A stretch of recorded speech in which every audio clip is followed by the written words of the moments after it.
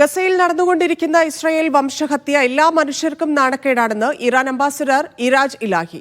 വിഷയത്തിൽ ദുഃഖം പ്രകടിപ്പിച്ചാൽ മാത്രം പോരാ, ഇസ്രായേലിനോട് വംശഹത്യ നിർത്താൻ ലോകരാജ്യങ്ങൾ ആവശ്യപ്പെടണമെന്നും ഇറാജ് ഇലാഹി ഡൽഹിയിൽ നടന്ന ചടങ്ങിൽ പറഞ്ഞു.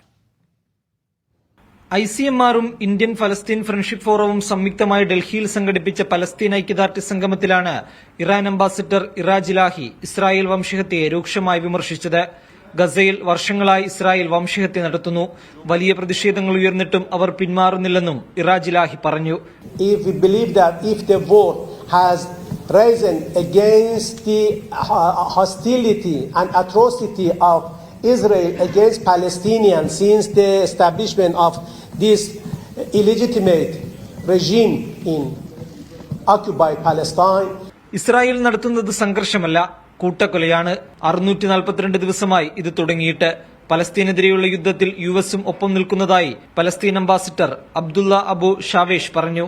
Since 642 days in row till today, we the Palestinians unfortunately have been left behind. മുൻ കേന്ദ്രമന്ത്രിമാരായ മണിശങ്കർ അയ്യർ, സൽമാൻ ഖുർഷിദ്, മുഹിബുള്ള നദ്വി MP, ജമായത്ത് ഇസ്ലാമി ഹിന്ദ് ദേശീയ അധ്യക്ഷൻ സാദത്തുള്ള ഹുസൈനി തുടങ്ങിയവർ സംഗമത്തിൽ പങ്കെടുത്തു. മീഡിയ 1 ഡൽഹി.